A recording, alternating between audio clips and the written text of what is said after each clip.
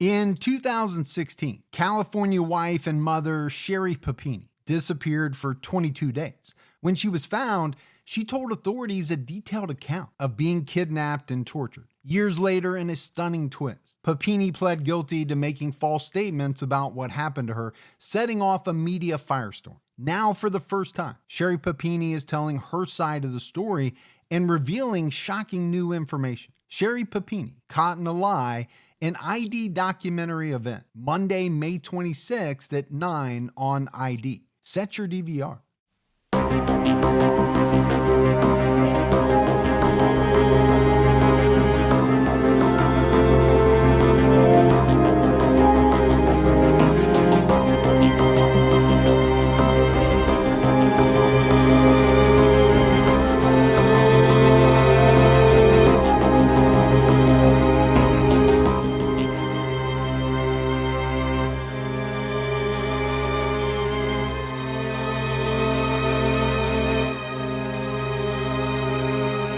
Hello, everyone, and welcome to episode 165 of the True Crime All the Time podcast. I'm Mike Ferguson, and with me, as always, is my partner in true crime, Mike Gibson. Gibby, how are you? Yay, man. I'm not doing too bad. Yay. Did you say yay? I don't know what hey, yay. Yay. Yeah. Hooray for me. No, it's good that you're doing good. Yeah, not doing too bad. You know, second week of January, everybody's still trying to get their footing. People are back to work. Yeah. For me, it was always kind of a strange time of year. You know, you had this rush of the holidays. Absolutely. And then that ends, and then you're like, oh man, I got to do this all over again for another year. Yeah, here we go. It's kind of that feeling. But then you do start to settle in. Get your little list out, how I'm going to do things better this year. I'm going to schedule my stuff, things I'm going to, I got my little calendar out, my little make me better calendar. Yeah, well, everyone has their New Year's resolutions. Sure. I have the same one every year. I'm going to eat better, and I'm going to exercise more. Well, you ate better tonight. No, we had pizza. That's eating better, man. That was good. And we didn't even put any veggies on it. No, we didn't. But I have been, playing basketball at the Y. I'm going to start using my new cycling machine. And my wife's committed to us eating better. Yeah.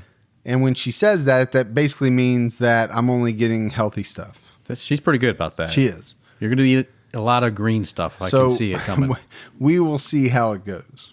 All right, Gibbs, we have some new Patreon supporters, so let's give our shout-outs. All righty. We had Leanna Apple. Hey, Leanna. Melanie Selleck. What's going on, Melanie? Crystal Nichols. What's going on, Crystal? Lorraine Rothwell.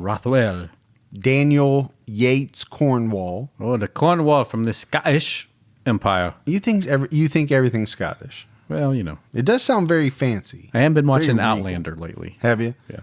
Stephanie Giberson jumped out at our highest level. I feel like I'm related. Giberson. Yeah. I'm sure you are some way, somehow. Yeah. Sabine Lovell. Hey, Sabine. Brittany Buell jumped out at our highest level. Thanks, Brittany. Kimber Hanrahan. Hanaround. No. Annie Snyder jumped out at our highest level. You just shut me down anymore. You're like, yeah, no. No. Thanks, Annie. And Annie's shout out comes from her husband, Scott. That's so cool. It's kind of cool. Yeah. I think it's a Christmas present, one of probably many. Yeah. To Annie from her husband. I just thought it was a cool gift. She loves the show, and he does too, but he wanted the shout out to be in her name. So here's to you, Annie. Well, I want a T-Cat shout out. You get a T-Cat shout out every week from your adoring fans. That's true. The Gibby fan club.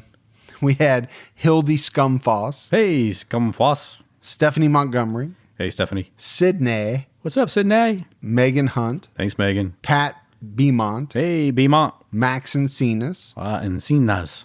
Felicia Campbell. Hey, Felicia. Ashley Verato. Hey, Verato. Ashley Nicole. Hey, Ashley Nicole. And Brian. Hey, Bran.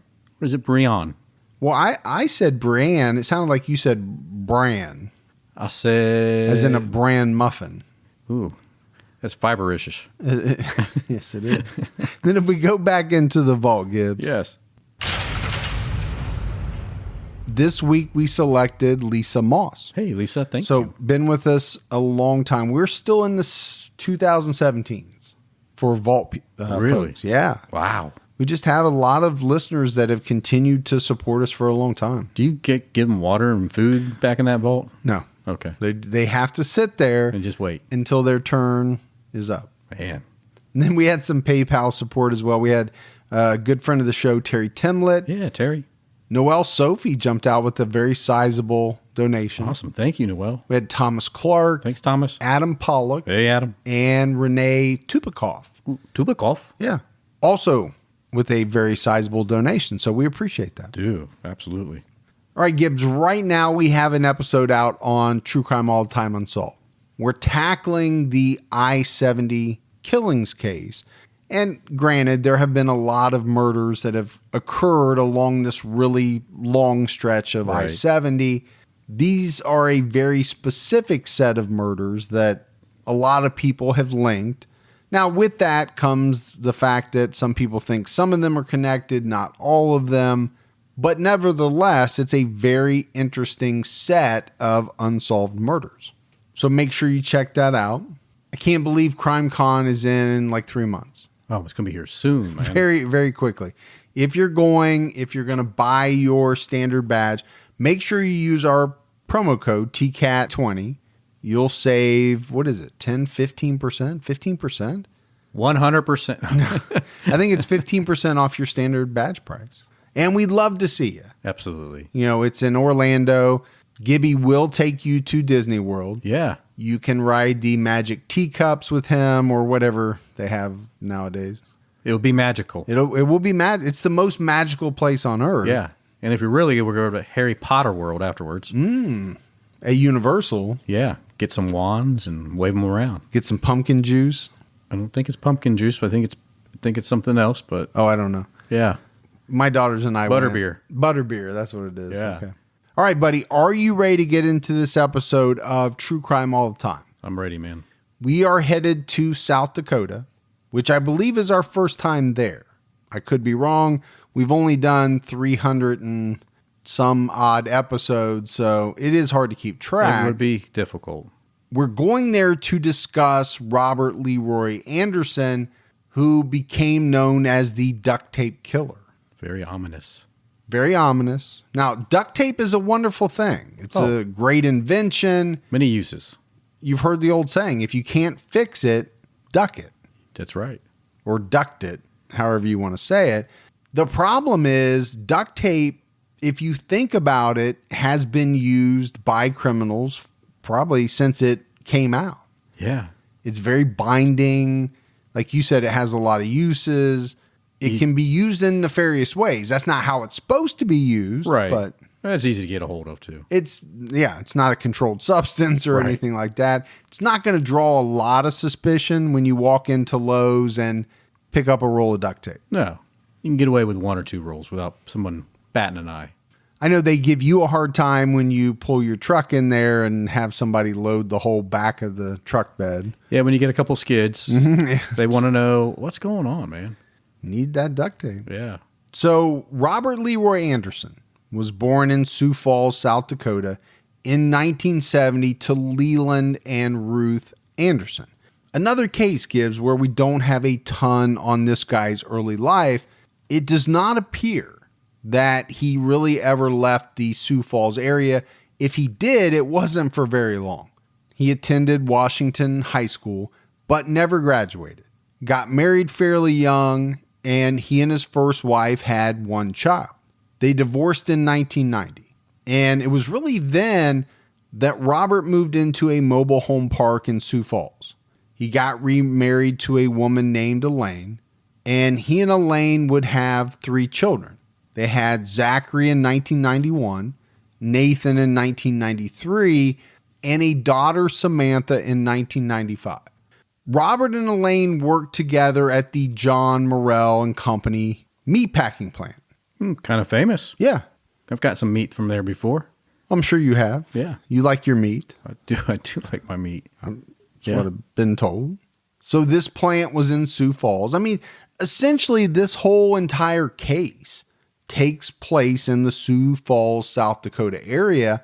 The other thing about Robert Anderson is he really didn't have much of a police record. He was charged with giving a false name to police in 1988. In 1990, he was convicted of giving alcohol to a minor. And then in 1995, he had a pretty serious speeding ticket, but that's not a lot. It's not anything that's going to make you suspicious of anything. Well, especially compared to what we're normally talking about, right? The criminal records of some killers that we're normally running through, they can be quite extensive. Right. You can oftentimes see them escalating throughout the years, kind of in a pattern that's making you think, okay, what's going on here? You're getting worse and worse. I didn't see that with this guy, Robert Anderson. Yeah, no real telltale signs on where he was headed. No, you wouldn't look at it and say, this guy is headed down a path to becoming a monster. No. You just wouldn't look at it that way. But this story really starts in 1994. Robert has been remarried now for a number of years and has 2 small children. He's only 24 years old, but he begins having sexual fantasies. I don't know exactly what age, but I know by this time he's having them. And these are not the normal sexual fantasies that most men have. You know, his fantasies involved abducting and murdering women. Yeah, that's a whole nother fetish. It is. Wow. And I don't even call that a fetish. No. To me, a fetish is you like what? I don't know. Feet, high heels, legs. That's your world. Brunettes. I mean, there are a lot of sexual fetishes. Sure, absolutely, yeah. That are, for the most part, you would say, right, Gibbs, completely harmless. Yeah. As long as you find somebody that is okay indulging you with whatever fetish you're into, maybe they like it or maybe they just put up with it. Either way, the bad part always comes in where somebody has a sexual fetish. Yeah. And they're doing something illegal up into and including kidnap, murder, sexual assault, all of these things to fulfill their fantasies. You know, if you keep it confined to whatever, your bedroom and between 2 consenting adults, have at it. Right. Do your thing. But when you start forcing it and forcing people to do things that they don't want to do, and obviously sexual assault and ending someone's life and all of that. But I think that's the problem that we see in a lot of these cases. There are a lot of killers that have fantasies that have some sexual component to them. Right. The problem is they're not willing to just live with the fantasy, or they're not able to be satisfied with the consensual part of it. They have to take it to the next level and dominate, impose their will, get what they want by illegal means. Yeah, and we know once they even get that, they're still not satisfied. Sure. They got to do the next thing and then the next thing, and it just never ends. Right. They're always ratcheting it up. Right. And apparently these fantasies that Robert had, he shared with his longtime friend, a man named Glenn Walker. The pair had been friends since 5th grade, and they worked together at the John Morrell plant. At some point, and I really don't know how this happens, the two discovered that they shared the same fantasies. So bizarre. Well, how in the world does that conversation come up? We've been around each other for a long time. Sure. And we have other friends too. And do we? Do we have other friends? You do. But those conversations, don't just pop up like, yeah, I really like to find somebody that I could, murder. Yeah. While I'm having sex with them. Who in the world just all of a sudden opens up and how does that conversation even start? Yeah. I don't get it. Well, for me, I still think, how did they even, the concept of it, how did that even get into their head? I have no idea. How did that vision come to them, let alone 2 guys from the same town that knew each other? How do they get that in their head? Well, it's not going to end well. I can tell you that. Because basically what happens is they're sharing these fantasies. They find out that this is something that they're both into, and the two began plotting to turn the fantasies into reality. And it was during that part that Robert Anderson suggested a woman he knew from the plant where they all worked named Larissa Dumansky. Larissa and her husband Bill had immigrated from Kiev in the Ukraine. They wanted to start a new life in the United States. They ended up settling in Sioux Falls, and they both got jobs at the John Morrell and Company meatpacking plant. So you're seeing a connection here, right? All of these people that we talked about so far work at the same place. By 1994, Larissa and Bill had been married for 8 years. Larissa was 29, Bill was 32, and he had left the plant to become a carpet installer. They had 2 daughters, 6 and 7 years old, and Larissa was 6 weeks pregnant with their 3rd child. So this is a couple that came over to the United States to make a better life for themselves. Sure. They wanted a better life for their children. It sounds like they were working towards that goal. Yeah. Sounds like they were doing everything the right way. But it was on August 27th, 1994. Larissa was finishing up her night shift at the plant. She was last seen leaving her job around 1 a.m. Her husband reported her missing the next morning at 8:46. The guy woke up, Gibbs, and realized that, you know what? My wife never made it home. She should have been here over 7 hours ago. Yeah. That's concerning, you know? I mean, it's one thing if you woke up maybe at 2:30, 3 o'clock. Well, maybe she went with with some of the people from work, got a drink. Or got a late dinner or some food or something like that. But I can see how it would happen. Because I'm telling you right now, if I worked that shift, knowing how early my wife goes to bed, she would have no idea whether or not I came home at 1:30 like I was supposed to, or I never came home at all until she woke up to go to work. She just wouldn't know. When she's out, she's out. She doesn't think about it until she gets up. Well, no, she wakes up rather easily, but there would need to be something to wake her up. Right. In the absence of that something, she would just sleep through the night. And I would too. I sleep like a freaking tank. She could probably bounce on the bed and you probably wouldn't wake up. And I don't know why she would be bouncing on the bed, but I get your your story. Yeah. So scary, right? As a husband or a wife, to realize that your spouse should have come home and they didn't. He contacted the police. Police later found Larissa's van in the plant parking lot with the keys still in the door. They also found that her van had a flat tire, but there was no sign of Larissa. Searches were organized. A $13,000 reward was offered.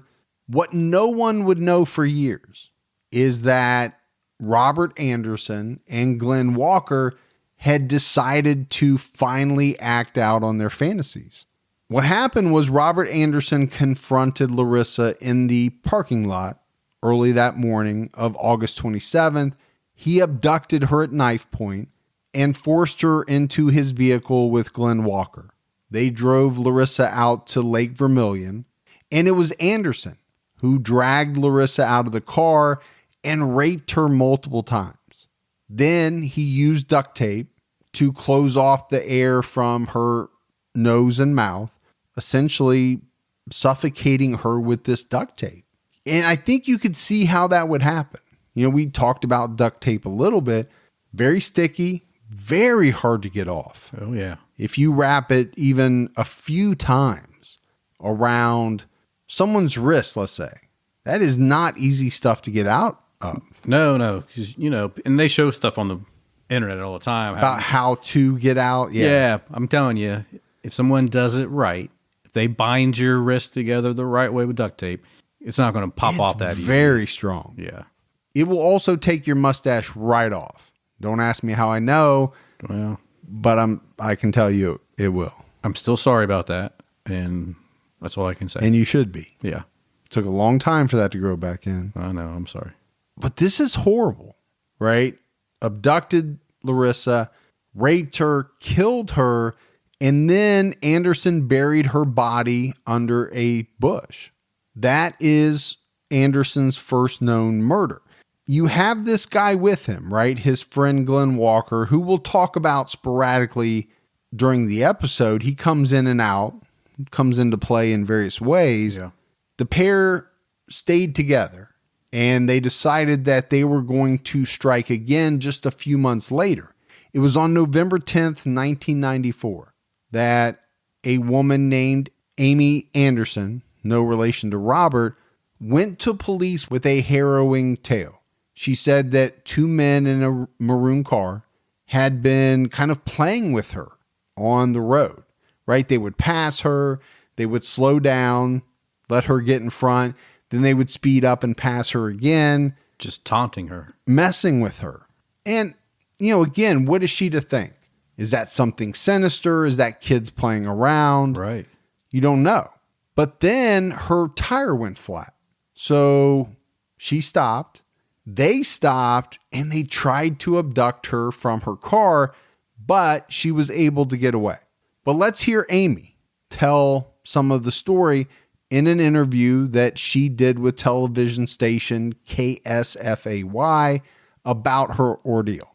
I mean, there's still not a day that goes by that I don't think about it. I still think about it every single day in one way or another. And we played this sort of little game a couple times until I decided something's not right here. This is weird. Robert Anderson got out of his car and left the door open, which these things are all things I remembered kind of later. He walked over and he had his hands in his pockets and he didn't say anything to me. And I had my trunk open and I said, thank you so much for stopping, trusting, So I sort of bent down to get the jack. And as I did that, he grabbed me around my waist and pulled me towards the ditch. I just was lucky enough to be able to just grab the trunk, the edge of my car, and grab the trunk. And, he, I think, kind of tumbled back as I pulled forward. I was terrified.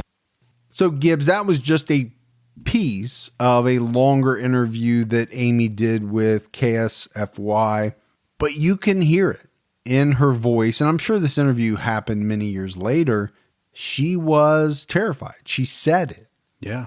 And, this is a person that got away, but there's no doubt in my mind she would have been the second victim of Robert Anderson had things gone differently. I truly believe his plan was to murder this woman. Yeah, if she knew what happened to Larissa just months before, man. And she's going to find out later on. She comes back into the story. But again, you and I have talked about it. People that get away. Yeah, it's a scary thing at the time. But then to find out later that who the person really was this sadistic killer. And here's what they were going to do if they had their way. If they got a hold of you, this is step 1, 2, 3, whatever it was going to happen. And they did it to other people. Yeah. Something that you're probably not able to block out all the time like you wish you were. That is going to pop into your head from time to time for the rest of your life. Yeah, and I can actually visualize what she said, him pulling her towards the ditch, and she just happened that her hand just was able to get the edge of that trunk. And then he stumbles. Yeah. And she's able to get away. I mean, there's more to the story. I didn't want to tell the whole story. I think she jumped into the car of a passing motorist.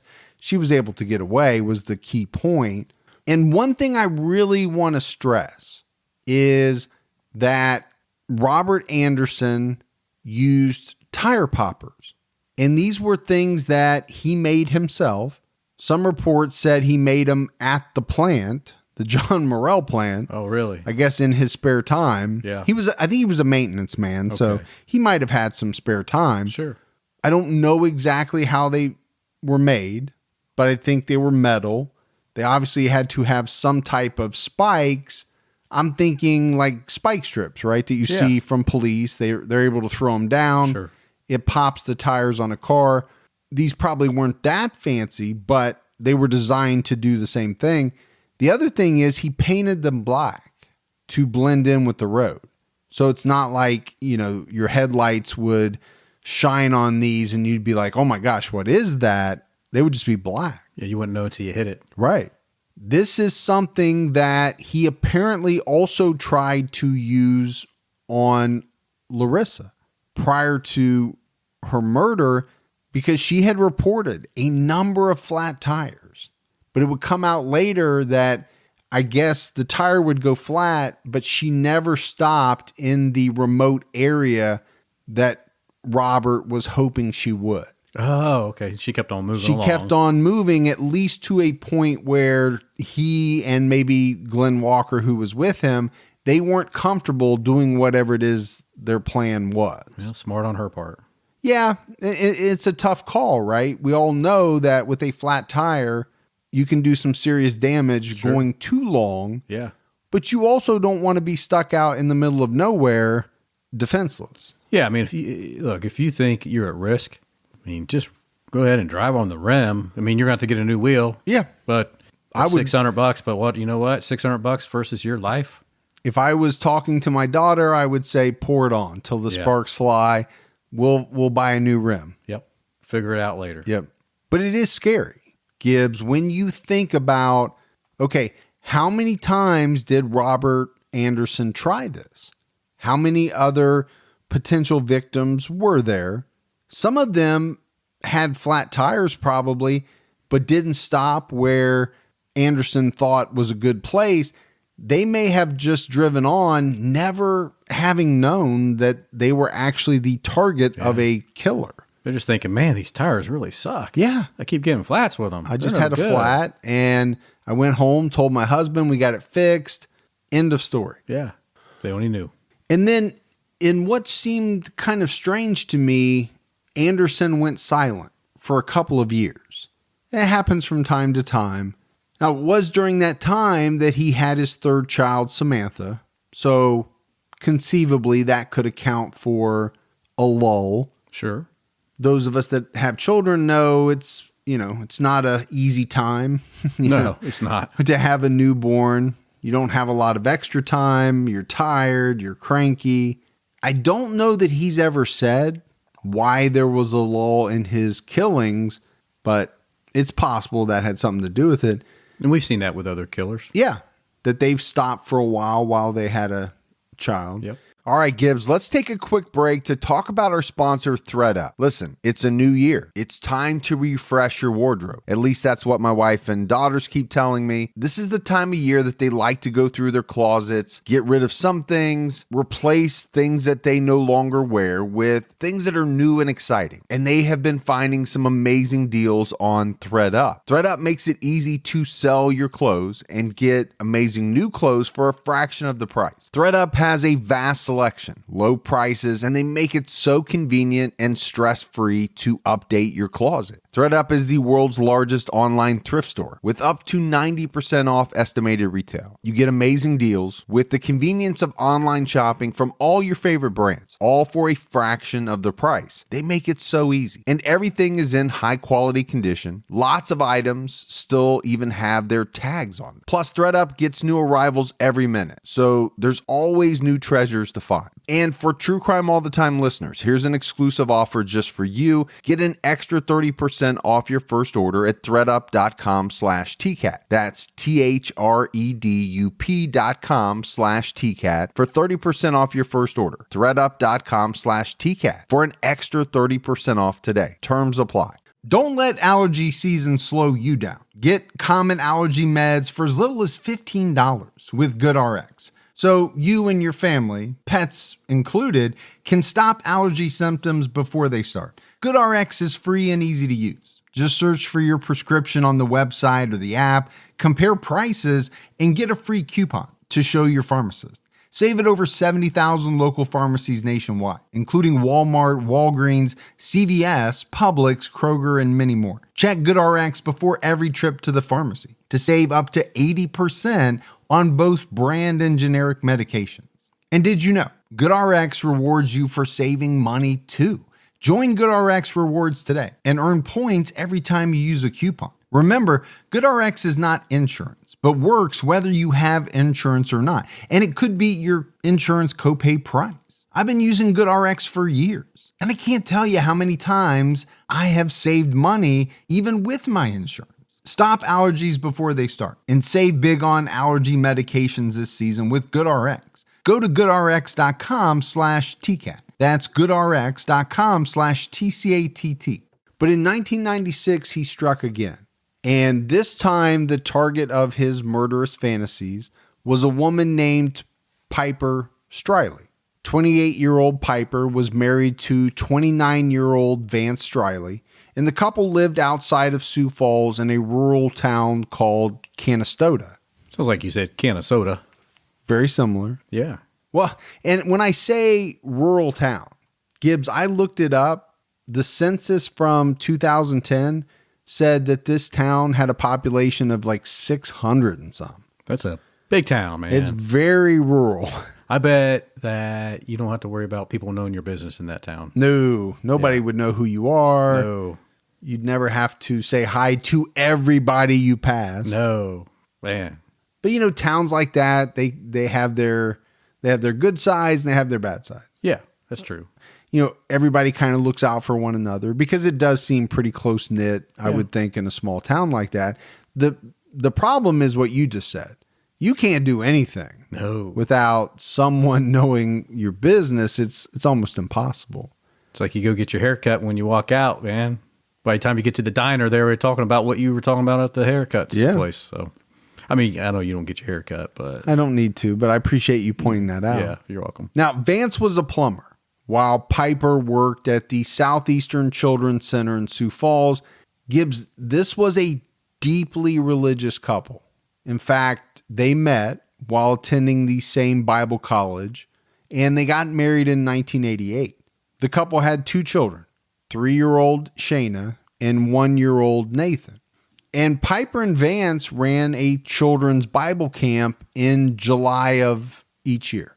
So again, very religious. Yeah. To go to the extent of holding your own Bible camp for children, you're really going out of your way there to do something that you deeply care about. But I really wanted to mention it because it comes into play. Because it was on July 26, 1996, that Robert Anderson visited the Vance home on the pretenses of wanting to send his kids to this Bible camp. So not only was he there at the Striley home, but he even wrote his name and address on a piece of paper at the house. And then just 3 days later, he would abduct Piper Striley. And by all indications, Gibbs, this was a victim that he had already targeted. Because that was one thing I really wanted to find out, right? Did he go to this house, see Piper, and then she became a target of his fantasies? But I found out that wasn't the case. He went there on that first day to abduct her that day. Oh, he was planning not to waste any time. No. So that means he had already either seen her before, Sure. had targeted her somehow, but he didn't because her husband was home. But here's the thing I couldn't wrap my mind around. If you went there to abduct a woman, why in the world would you write your real name, address, and everything on a piece of paper? Yeah, stupid criminals, man. That does not make any sense. Yeah. Anderson returned to the Striley home 3 days later on July 29th. And this day just happened to be little Nathan's second birthday. Vance had left earlier that morning for work, and Piper was getting ready to take the kids to the babysitter, and then she would head off to her job. I mean, you look at that schedule and you can apply it to how many couples across the world? Many. And you can flip-flop them, right? Maybe the wife leaves early and the husband's taking the kids to daycare and then going to work. But there's some formula or some format of that schedule that a lot of us have had over the years.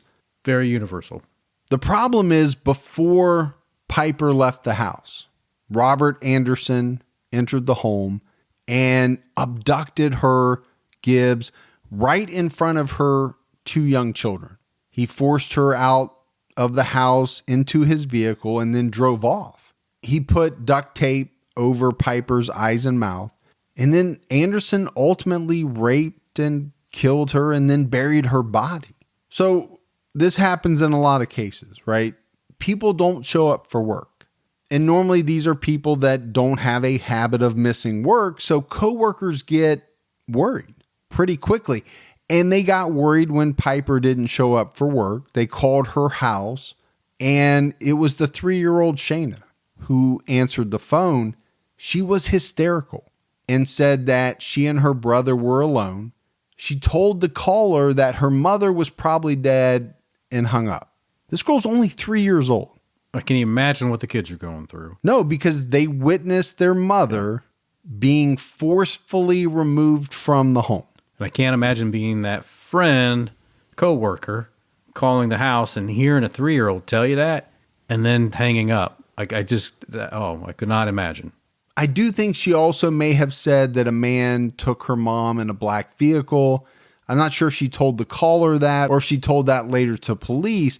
But I think, what's amazing is even at that very young age, right? Kids know that this is not right. This is something horrible that has happened. You wonder how long she had to wait there till someone called too, Well, I don't have the exact timing, but it was the better part of a day because this was early in the morning when this happened. I think Vance, her husband, tried to call a couple of times, didn't get an answer. And then it was maybe sometime in the afternoon that the office called her house. So, call it 5-6 hours probably, alone, crying, worried about your mom. It's heartbreaking. Oh, it is, man. But it's also heartbreaking to know that Piper's been killed and that these two kids are going to have to grow up with the knowledge that they witnessed a part of that. Yeah. Her being kidnapped, at least. That's something they won't ever forget. No. And there's nothing they could have done. 2-3-year-old. The sheriff's office was called. They raced out to the scene. When they got there, Gibbs, they basically found the house a mess, right? It was clear to them that there had been a struggle.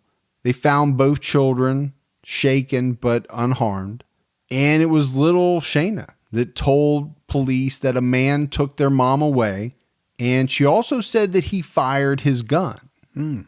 So she's giving them as much information as she can. Maybe he fired his gun as a warning to her to stop fighting me, come with me, or I'll hurt one of your kids. That is one of the prevalent theories out there, that she put up a fight until he threatened her kids. And then at some point she realized she couldn't fight anymore. She couldn't take the chance that this man was going to hurt her kids. I don't think anybody can know that for sure, but that is one of the theories. Shayna also told authorities that the man took a blue tent with him when he left. So apparently this was one of Nathan's birthday presents. Oh. They had bought him a blue tent for his birthday. Outside in the driveway, police found a 9mm shell casing. But then you have Piper's husband, Vance, right? Returns home to have to find out this awful news.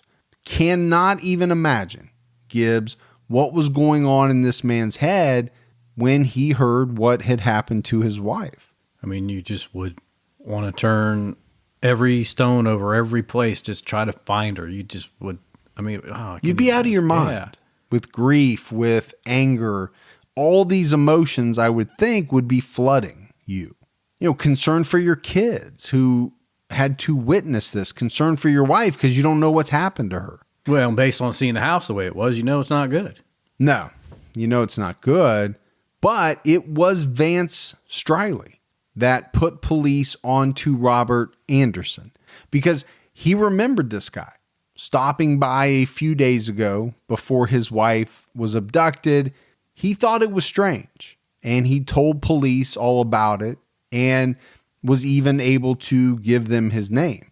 And again, that's why I make such a big deal about if you know you're going somewhere to do something bad, why in the hell would you put your name on a piece of paper? Yeah.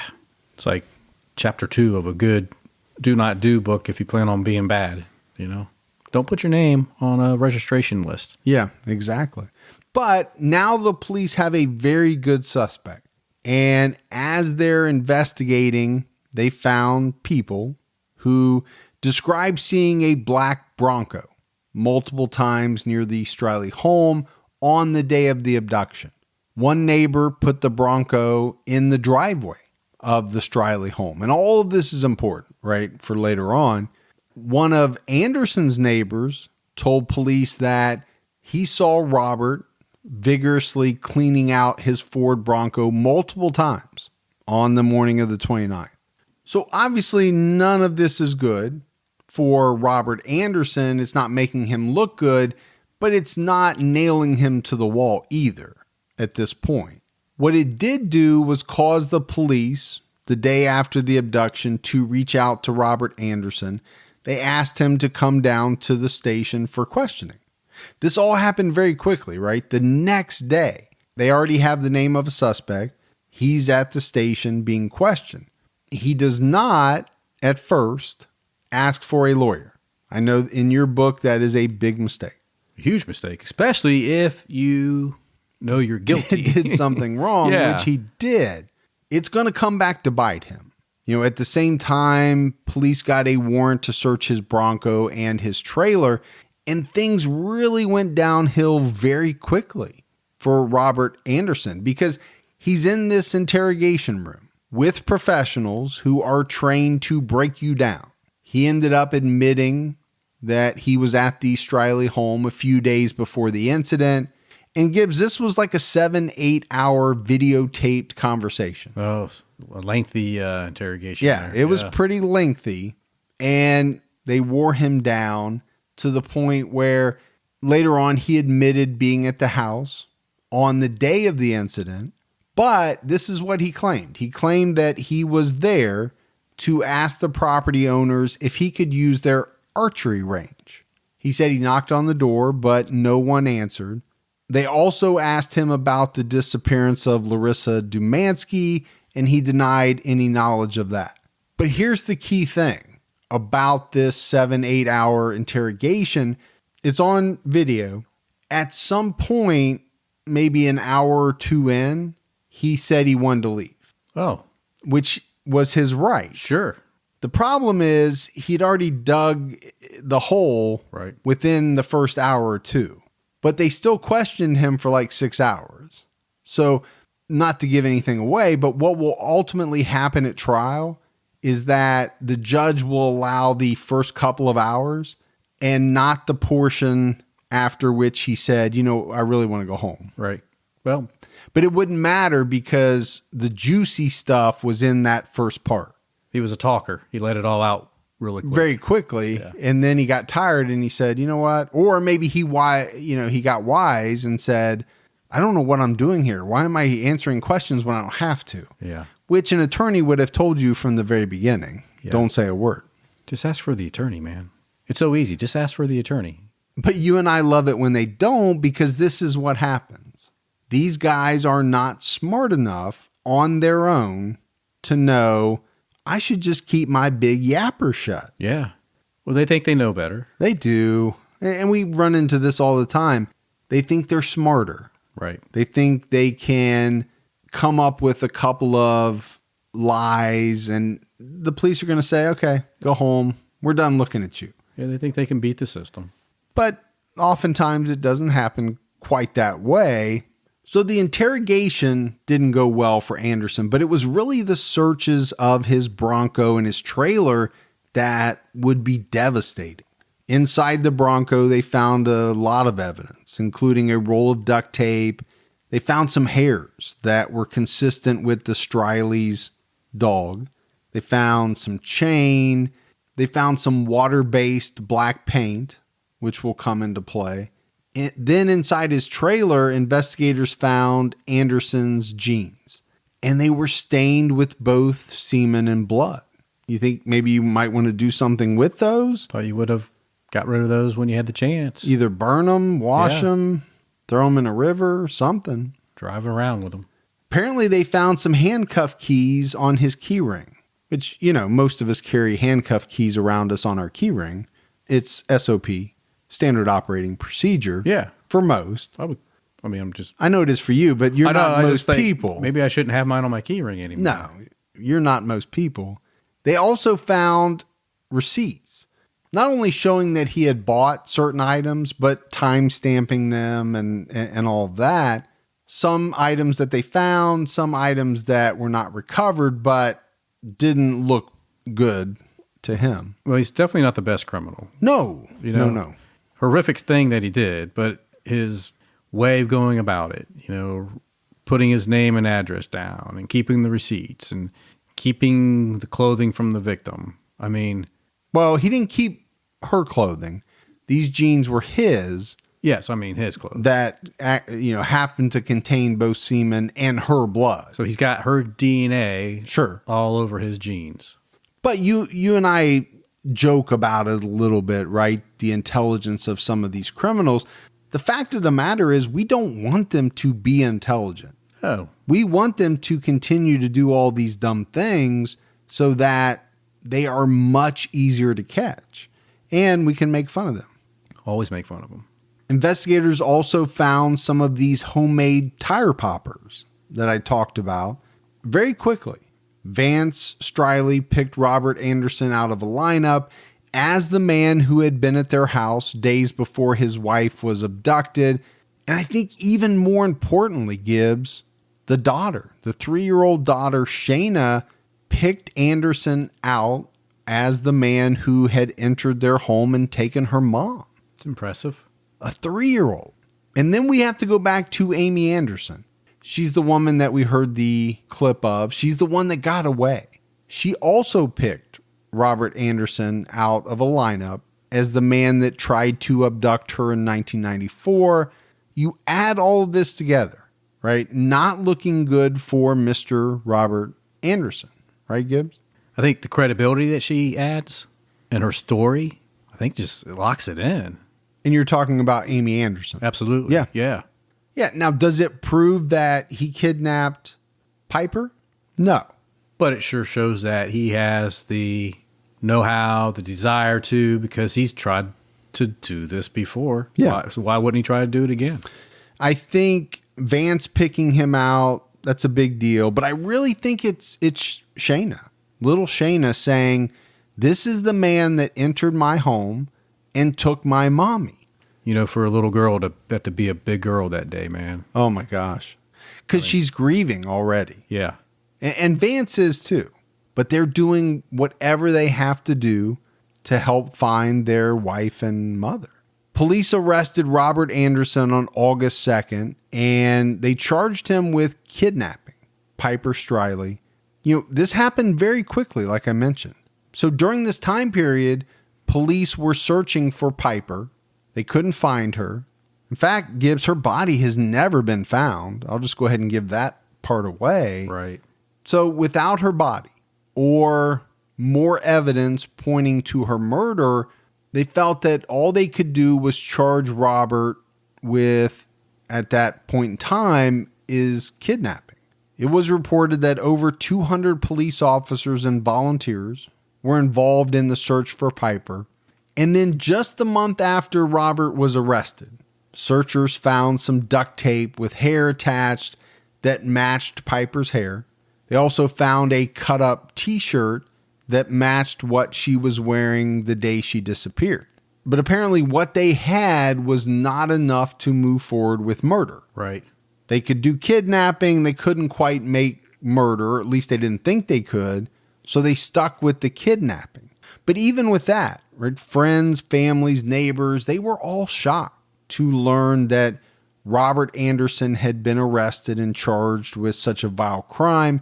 Many of them came out in support of him, saying, you know what, there's no way this guy could have done this. Yeah, he really had people snowed, man. Well, I do think this is one thing about Robert Anderson, and it holds true with many of these killers. He had two different sides to him, right? One side that he showed to coworkers and his family and all that. And that was the happy-go-lucky, I'm a good guy side. But then he had these dark fantasies. That was a completely different person, a side that he didn't show to very many people. But all of these people that, were sticking up for him, they were pretty adamant about it. There were some neighbors quoted in the paper saying that they wouldn't believe it. No way was this true. And the only way they would believe it was if he came out and confessed to the crime, which he's not going to do. No, he's not going to do that. Because by now he's got an attorney. Oh, I'm sure he does by now because he's been charged. Robert Anderson went on trial for the kidnapping of Piper Striley in 1997. And the prosecution laid out their theory, along with their evidence, which was pretty overwhelming. And it went like this, right? Anderson got off work from the John Morrell and Company plant a little before 8 a.m. on July 29th. He went to Menards. He bought duct tape, a paintbrush, and a bucket at around 8:13 a.m. Then he stopped at a gas station, filled his Bronco up with gas, and he bought some cigarettes. Then he headed straight to the Striley house. And like we said, he abducted Piper in front of her kids and pulled her out of the house. As he was dragging her outside, he broke a step on the deck. It was also said that at some point he fired a warning shot. We mentioned the fact that he fired his gun. Yeah. You said it was most likely a warning shot to Piper. Right. This is serious. Work with me or I'm going to hurt one of your kids. And I do believe police thought that as well. And I think Gibbs, that also helps explain the 9mm casing that police found at the scene. Prosecutors said that Anderson handcuffed Piper to 2 homemade rings that he had mounted in his Bronco. And it was during the sexual assault that Anderson's jeans got stained with both his sperm and Piper's menstrual blood. So this is why he should have gotten rid of his jeans. Yeah, I mean, to my knowledge, there would have been no way that he doesn't know that his jeans have all this blood on them. Yeah. And he doesn't know where it came from. It is very odd that he didn't choose to somehow dispose of these jeans. Right. Again, I'm glad he didn't. Oh. But when you're just thinking logically, how does a person make that type of mistake?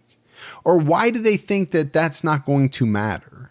Just because they're so cocky that they're going to get away with this and police are never going to be knocking on their door? No, I think they're cocky like so that. There's no sure. need to? That's the only thing I can come up with. Yeah. I don't need to get rid of these. I'm good. They're never going to find Right. me. Those are good jeans too.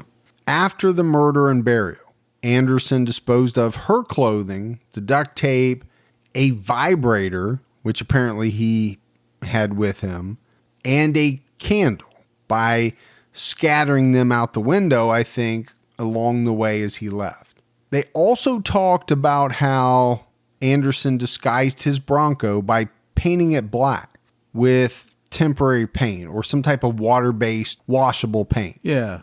Like that time my car in high school got painted pink because we were spraying the Victory Bell at some other school. Right. I've heard you tell that story. And all that, as we shot it up with the fire extinguisher, we didn't realize that what we shot up would also spray come back down, sure. And it coated my car. But you were able to get it off. We were. Okay. We had to drive immediately to a car wash and not look suspicious at all driving to that spot with a partially pink car and sitting there hosing it off within the wash stall. Yeah, well, and I think that's what he did as well, right? We mentioned his neighbor saw him cleaning out his vehicle. I think he also took it somewhere and was able to wash off this black paint, but they later found the paint. So it probably wasn't that hard for them to put it together.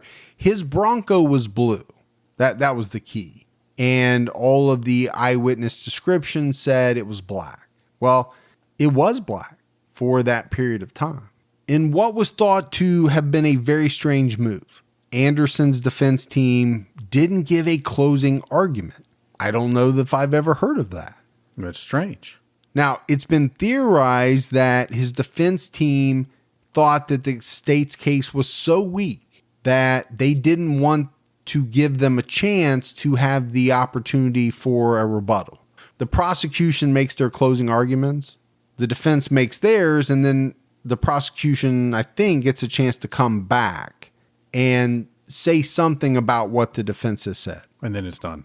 But if the defense makes no closing arguments, then they don't get another time up the bat. Yeah, they don't get the second time up to bat. Right. That's been a theory that's floated around. Now, I will say that later on, Robert Anderson said he wasn't happy about it. Well, of course, that's what he's going to say because it didn't work. It didn't work, and that's how you get maybe an appeal. Yeah. He said he wasn't happy about it, but hindsight's 2020. Yeah. I think the key is that the evidence was pretty overwhelming, and the jury convicted Robert Anderson, and he was given a life sentence. It was reported that this guy showed no emotion after he received his sentence.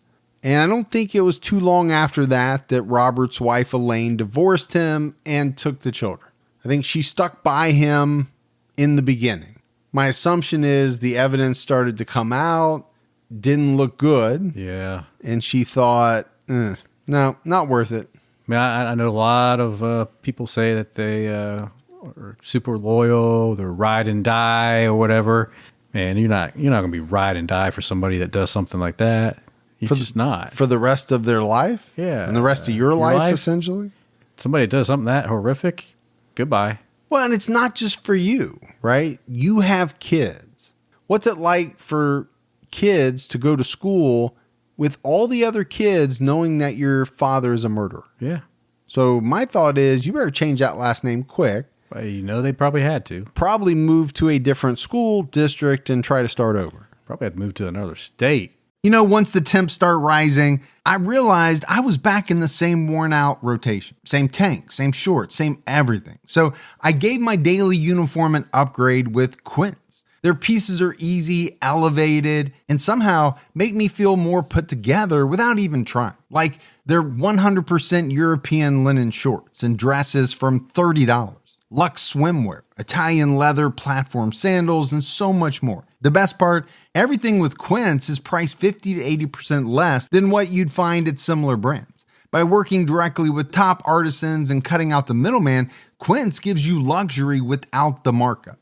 And Quince only works with factories that use safe, ethical, and responsible manufacturing practices and premium fabrics and finishes. I'm getting ready to stock up on shorts for summer from Quince, and I know they're going to be amazing because everything I've ordered has been of the highest quality, and the prices are amazing. Treat your closet to a little summer glow up with Quince. Go to quince.com/TCAT for free shipping on your order and 365-day returns. That's QUINCE.com/TCATT to get free shipping and 365-day returns.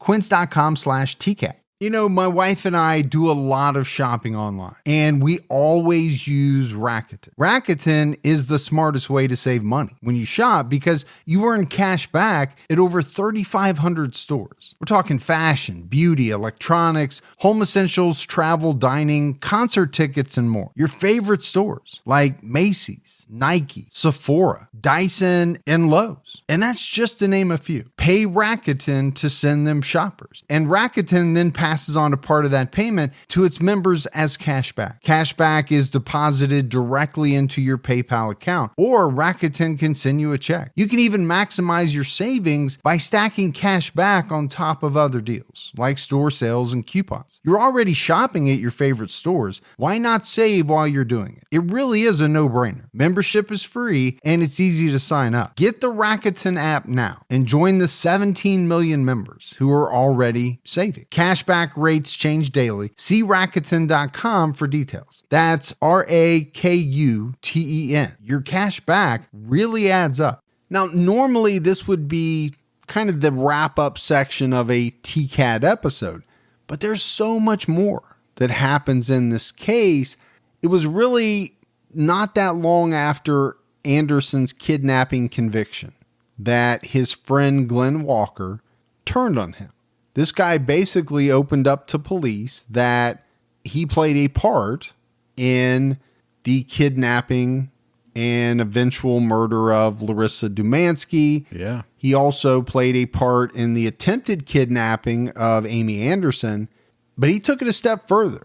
And he ultimately led police to the shallow grave at Lake Vermilion where Larissa Dumansky was buried.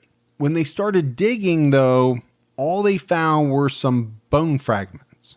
And there's a reason for that. We'll talk about it in a minute. But the bone fragments were enough. Using DNA, they were able to connect them to Larissa Demansky. They also found pieces of blue jeans and shirt that was consistent with what Larissa was wearing when she disappeared. On top of that, they found 15 spent 9mm shell casings. So this is not good for Robert Anderson either. Now, he's already been convicted for the kidnapping. Right. And he's been sentenced to life in prison. And you think, okay, what else are they going to do to him? Well, there's really only one other step to take. Exactly. And that's what they're going to go after. Well, now they have better ammunition to go after him with. Yeah, they have some. They're about ready to get a whole bunch more. Because Robert Anderson made a huge mistake while he was in prison.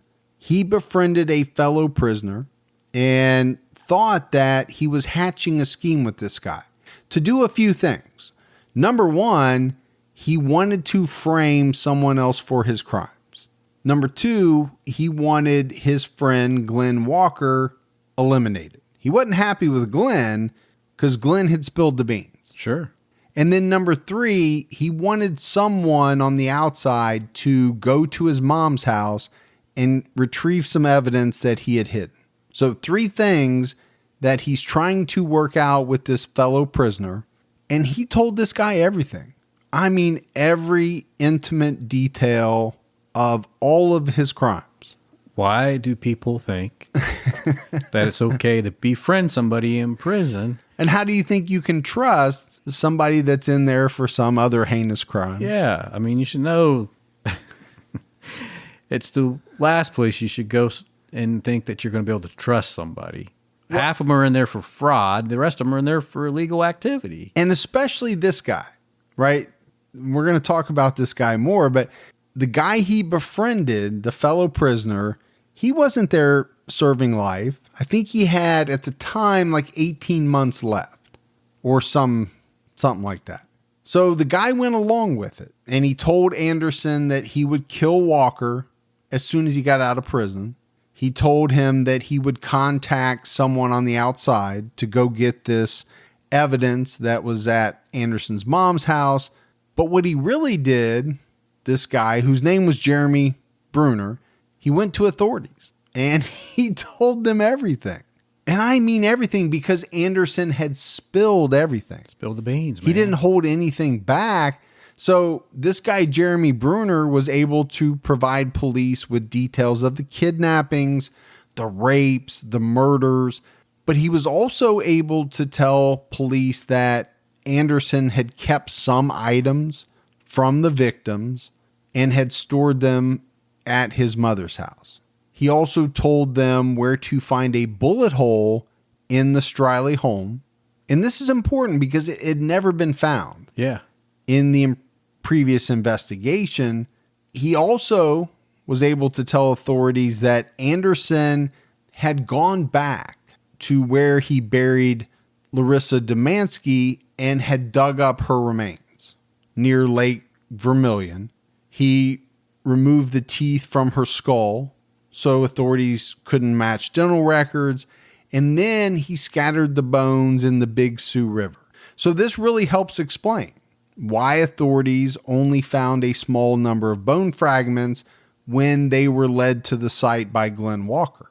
It's because Anderson had already been there, dug most of it up. Right. Now, he wasn't able to get all of it. There were still some bone fragments. So Jeremy Bruner was released from prison on November 13th. I couldn't figure out exactly how early he got out, but he definitely got out early for this cooperation with police. But no doubt, he provided police with everything they needed. And thankfully he did. Yeah, I agree with you, because I think some of the things that he was able to tell police, I don't know if they ever would have been able to figure it out. You know, they had already searched the Striley home. They didn't find this bullet hole. They had already searched his mom's house previously. They didn't find any evidence connecting Anderson to the kidnappings and murders. But now, armed with this information from Jeremy Bruner, they searched his mom's home again. And this time, Gibbs, they knew exactly where to look. I mean, I think there were hand-drawn maps that said, here you go. X marks the spot. Yeah. And they found the mother lode hidden in the ceiling of the basement. So this is what they found. A necklace that was confirmed to have belonged to Larissa Dumansky. They found Piper Striley's wedding ring and 2 sets of handcuffs. Now remember, they already have the keys, right? They found the keys on Anderson's key ring, but they never found any handcuffs. Now they have the handcuffs. They also found a 9mm pistol. Then they went to the Striley home and they found the bullet hole inside the house. Apparently, he had shot down through the carpet. So the shag carpet had essentially hidden this 9mm bullet hole. Yeah. They got underneath the house and they found the 9mm slug. That's perfect for them. It's great evidence. It really is. I don't think that it was very hard for the authorities to figure out, you know what, this Jeremy Bruner guy was really telling the truth. Yeah. And I don't know why he wouldn't, because he only had 18 months left. He was not going to jeopardize his time in prison by sending them down a rabbit hole. I mean, what has the world come to? You can't even trust a fellow convicted felon. I know, man. I mean, that's what our society has come to. You just can't tell your secrets to anyone anymore. I know you can't, man. And I'm kind of concerned about some of the few things I've told you, you know? But the other thing I think about is, so this guy has, let's say, 18 months to go. I don't know the exact number. He got out somewhat early, but I don't think it would have mattered if he shaved a month, 3 months, 6 months. Yeah. He would have done anything and said anything he had to and told whatever information he had to give them to get out any amount of time earlier than he was supposed to. Well, he hit the mother lode. He really did. Of information that, definitely got him out sooner than he should have been. But you know what? On the other side, I would have paid a lot of early release time for that information. Now, hey, if this matches up and that gets us the conviction we want, you're out. Sometimes the authorities have to make deals with people. Yeah. And a lot of times these people, they're not great people. But you have to look at what's the worst evil of the two. Yeah. What do you mean? This guy, he's in it for 18 months. And I don't know what he was in for, to be honest with you, but him getting out a little bit earlier than he was supposed to versus having the concrete evidence needed to solve 2 murders, I'll take that. He's a snitch now anyway. He probably dead, man. Well, and that, I didn't really talk about that, but they did have to put him in like ADSEG. Yeah. Because he was outed as a snitch and everybody in there wanted to kill him. Yeah, you know how that goes, man. And there was some back and forth. There was some talk about the fact that he wasn't going to testify at trial. There was some talk that he needed to testify before trial because they weren't sure if he was even going to make it. It was a lot of back and forth. Snitch is a bitch found in a ditch, man. Hey, that's what I heard. So on September 4th, 1997, Robert Anderson was charged with kidnapping Larissa Dumansky, as well as the rape and murder of Piper Striley, and prosecutors said that they were going to seek the death penalty. And you and I hinted at it, right? Sure. What's left to do? The guy already has life in prison. Well, they're going after the death penalty. And you and I have talked on a number of episodes. The guy's already serving life in prison. Do we need to take him to trial to convict him of murder when he's never getting out anyway? And apparently they did this cost-benefit analysis. Sure. And they weighed everything. They knew it was going to be expensive. And they said, you know what? We don't care. We want a conviction. We want justice for Larissa. We want justice for Piper. And we're going after this guy to the full extent of the law. So if you are him, knowing that they could take you back to trial, and you'll probably lose. So I'm Anderson now. You're Anderson now. I'm the most horrible guy in the story. Yeah, okay. Yeah. Makes sense. Yeah. So as you sit there, terrible guy, if you could, I wonder if there's a way to benefit everybody by saying, hey, we got you, but it's going to cost us all this money. maybe $500,000. Or you go ahead and just sign this document, and instead of us paying $500,000, we'll give $50,000 to your family. So they're going to need some money. I know she's divorcing you or whatever. She left you, whatever. Applies to anybody. Or give them money. Case solved. Case solved, and I'm taking the death penalty? Just saying. That's the only way it works. They were not going to try him and allow him to plead down to life.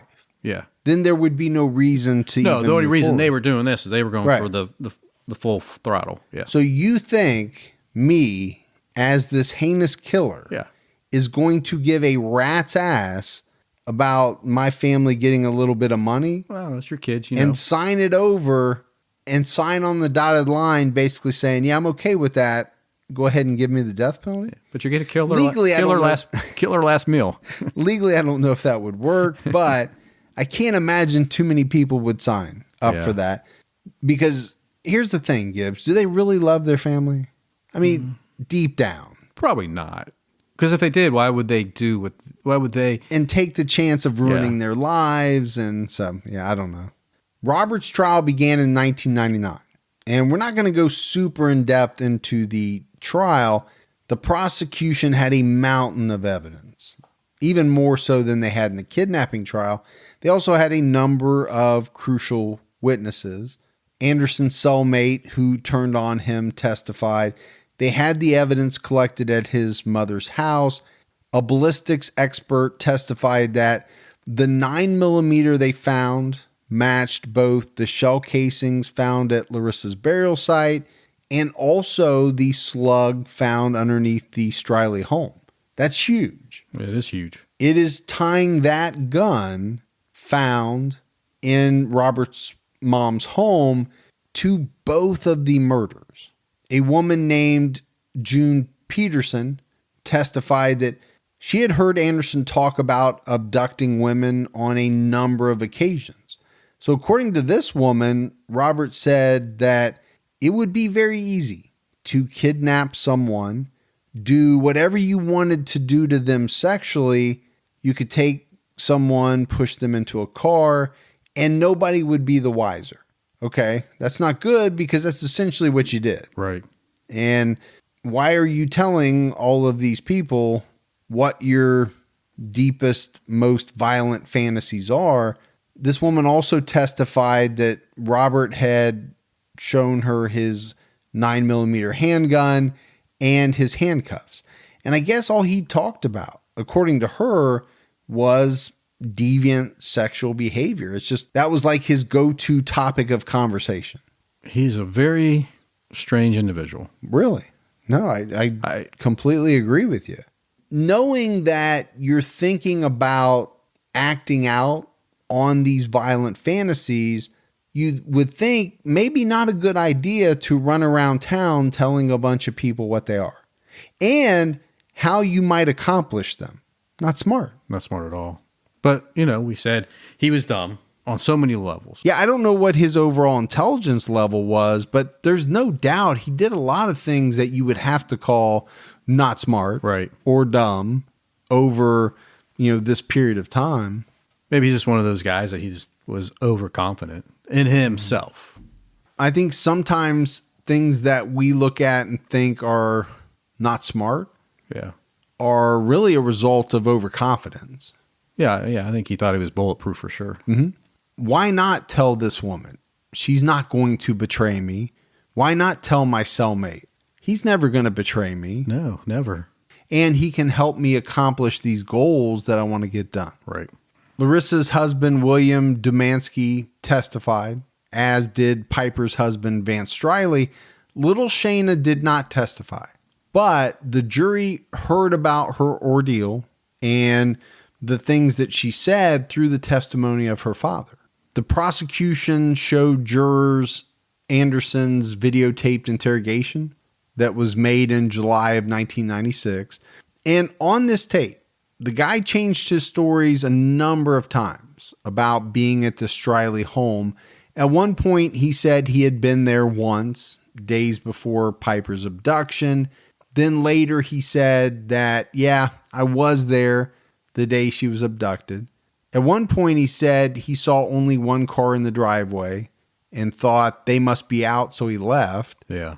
And then at another point, he said he knocked, no one answered. He said he heard children's voices inside, so he figured that their mom must be taking a nap. At another point, he said he drove by the house a half hour later and no one was there. He's all over the board. He was all over the place. And I think it really showed to the jury, right? And remember, they were only allowed to play an hour or two of this videotaped interrogation, right, but it really was the best of the 7 or 8 hours. The trial lasted about 6 weeks, and it culminated when the jury found Anderson guilty of his charges. Apparently, Gibbs, the only time this guy showed any emotion during his trial was when his family got on the stand. So this is after he's been convicted, but before he's been sentenced. His family's on the stand. They're pleading for his life. His mother got on the stand, showed the jurors pictures of his children, and said that they needed their father. Okay. She cried on the stand. She said, "Please don't kill my son." You know, she's saying all these things to try to affect the jury. Other family members took the stand to do the same. It was reported by one of the Sioux Falls papers that none of the jurors shed even a single tear. But one woman on the jury did smile briefly. Oh. Like they were not swayed at all. Right. I guess they were not buying this show of emotion for the man they had just convicted of these brutal crimes. And think about it, right? You're saying that this man's children, they need his father. And I'm saying, yeah, Shayna needed her mother. Right. Nathan. Yes. Larissa's 2 children needed her. Let's not forget she had she was pregnant. Absolutely. 6 weeks. So when you weigh those two things, and yes, I do feel bad about this guy's kids because they did nothing wrong. No, but they need a father. They just don't need him. I would say that exactly. His wife should find somebody else. Yeah. What kind of guidance is this man going to give them from prison? How to heat up ramen, how to do push-ups, how to put a phone book down your pants in case you get shanked in the yard. The multiple uses of petroleum jelly. We don't know. I'm just saying. Don't know. I just think it's a tough argument to make when your son has taken 2 women away from their husbands, their kids, their families. There's nothing good about this man being in those kids' life. I think other than to say he's their dad, which he is. He is biologically. But he's not any role model that those kids should be looking towards. Yeah, I agree with you 100%. So, I mean, it was on May 4th, 1999 that Robert Leroy Anderson was sentenced to death. And we have to talk more about his friend Glenn Walker. He was ultimately charged with kidnapping, first-degree murder, and conspiracy to commit kidnapping and murder in the cases of Larissa Dumansky and Amy Anderson. In 2000, Walker accepted a plea deal that involved him taking a polygraph. So this is strange, Gibbs. Apparently, the judge said, okay, you can take this plea deal, but as part of it, I want you to take a polygraph so that we know all of the things that you're saying are true. Okay. Walker failed the polygraph, and the judge didn't like it, so he tacked on 5 years onto what had been the agreed upon 25-year sentence. So clearly somebody on the prosecution side must have felt he wasn't 100% truthful to even have that contingency placed in there. Either that or the judge himself just wasn't feeling it. Yeah. But I found it fascinating because you and I often talk about polygraph tests. We talk about their uses, their validity. So to have the judge require this guy to take a polygraph and then to tack on 5 years because he failed it, I just knew that was something that we had to talk about. He still got off good, in my opinion. You know, I mean, yes, they needed him to land the bigger fish. They did. But he got 30 years and his role was not as significant as Robert's, but still very significant. But if he would have came forward earlier, after Larissa, Piper would still be alive. Yeah, that's truly possible. At sentencing, Glenn Walker gave an apology. He said, "Your Honor, I know what I did was inexcusable. If I could change things, I really would. I am truly sorry for the actions and the pain I have brought their families." The judge came back and said, "You helped take away from them everything they loved when you took part in these wicked crimes." It's very well said. I kind of like this judge. Yeah, I mean, it's very well said. And you and I have said similar things in a bunch of different episodes. In December 2002, Robert's father, Leland Anderson, took his own life, shot himself in the head. I really didn't have much more around it. Yeah. I don't know the reasoning behind it. I mean, if it had anything to do with Robert and what Robert did, he waited a number of years to do it. Then on March 30th, 2003, Robert Leroy Anderson was found hanging in his cell. He was in ADSEG just after 2 a.m. He had taken his life. I guess prison staff tried to revive him. They performed CPR, but he was later pronounced dead at a Sioux Falls hospital. I found an article, Gibbs, in the Argus Leader of Sioux Falls, the Sioux Falls paper. Yeah, it's a good article, man. That really piqued my interest. The article talked about the death of Robert Anderson, of course, but it also talked about Bill Dumansky, the husband of Anderson's victim, Larissa. We often talk about the toll that these killers' acts have on the friends and family of their victims. This guy, Bill, not only lost the love of his life, lost the mother of his children, but he was not allowed to have the remains of his wife to bury. What they actually were able to collect. Right. The police said they needed to keep them in storage as long as Anderson was in jail. Really? For any type of appeals or processes? Yeah. And maybe that's standard operating procedure. 9 years had gone by. Who knows how much longer it would have been had he not taken his own life. Bill expressed eagerness in this article about bringing his wife's remains home and being able to give her a proper burial. So it's all heartbreaking. Sure. All of the things that the families of victims have to go through on top of losing their loved ones, it's like they just keep getting punished over and over for the terrible deeds of another person. Yeah. And I get it. It's a system. There's rules, there's regulations. Right. But it can't be easy to understand, right? Okay, you found some of my wife's remains.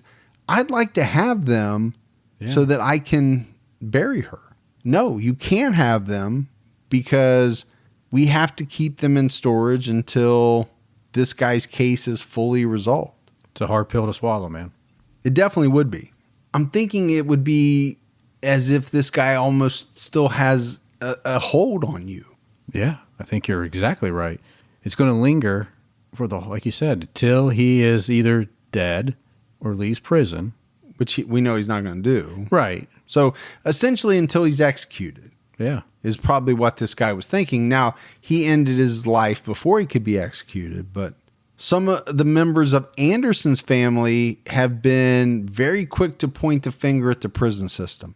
After his death, some have gone as far as to say that they believe there was foul play, essentially saying that the prison system killed Robert Anderson.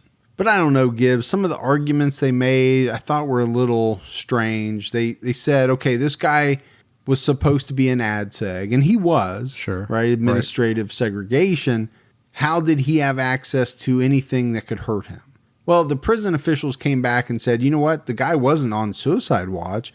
He had sheets. He had linens. Right. He made his own noose. And he used that to kill himself.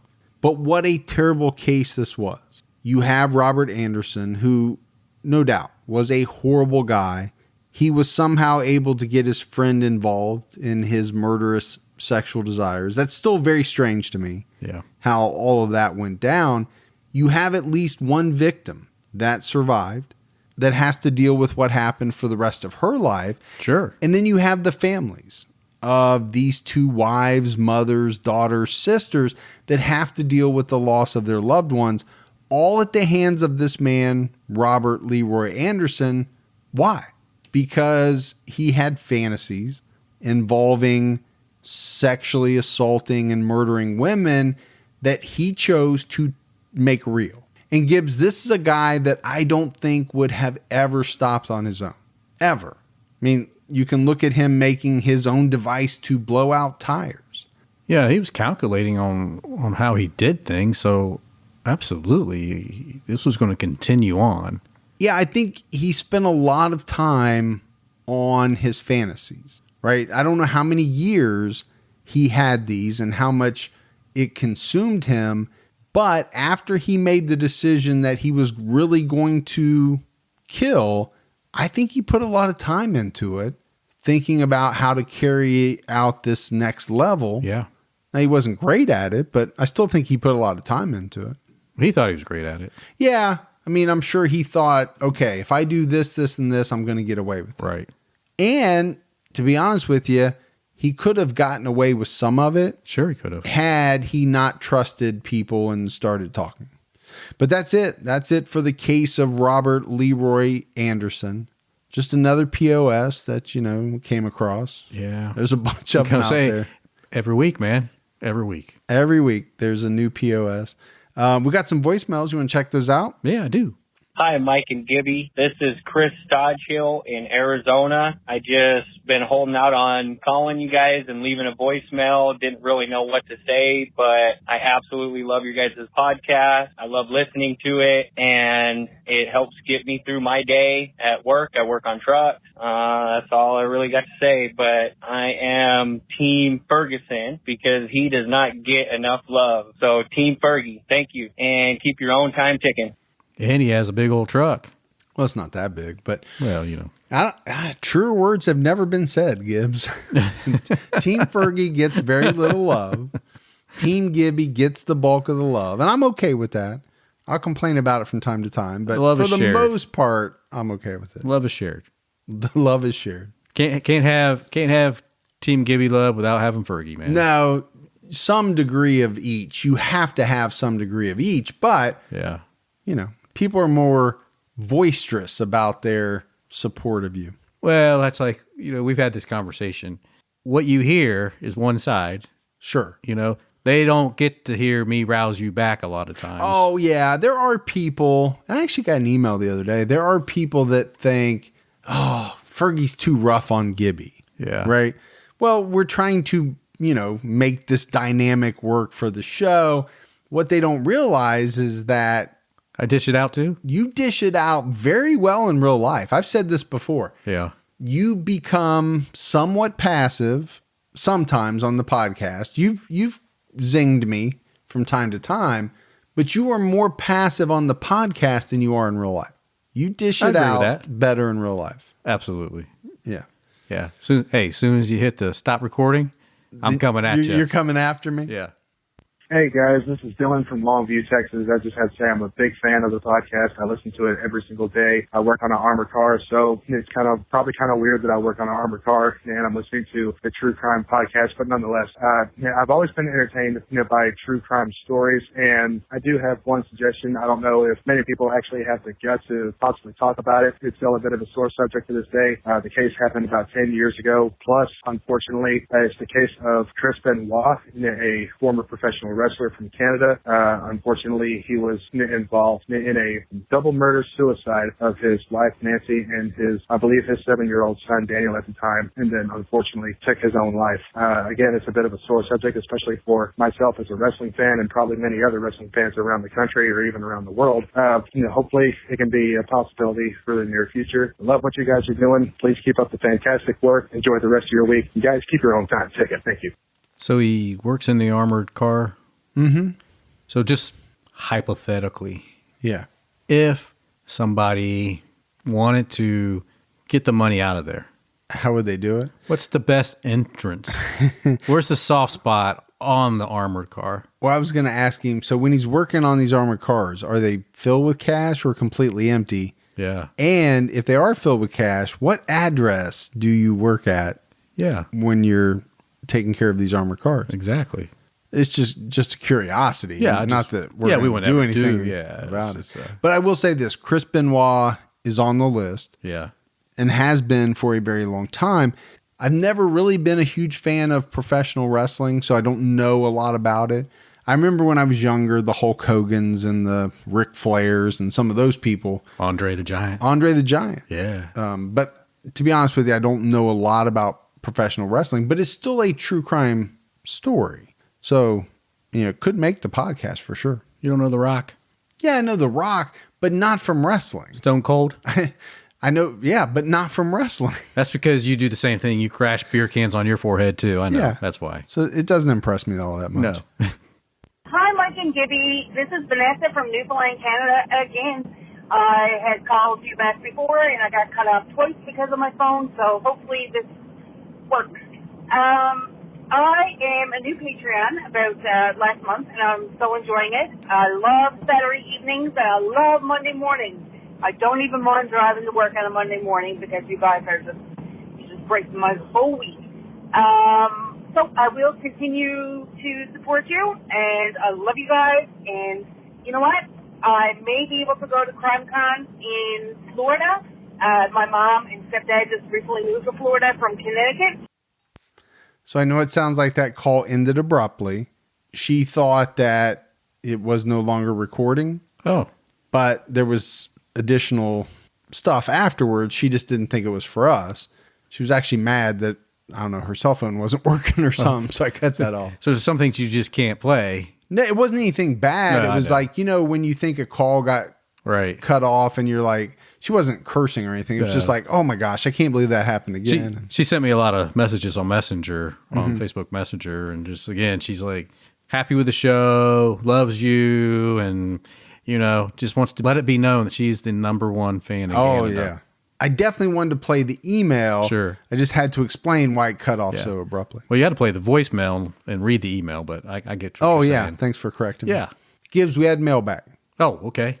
Gary Mole sent us in some cigars. Cigars. And I might be saying his name wrong. I don't know. Gary will tell me. Allison McCormick sent you a Twizzler woman. Really? Which is surprisingly anatomically correct and a little scary. That's, I'll have to check it out. Yeah. And then John Stickley sent me some Harley chips from North Carolina, and he sent you his CDs, a musician who tours the country listening to true crime all the time. Really? Yeah. Play a little of his stuff on my way home. Yeah. He said he'd let us know if he was ever in Dayton. We'll go check him out. All right. All right, buddy. That is it for another episode of True Crime All the Time. So for Mike and Gibby, stay safe and keep your own time ticking.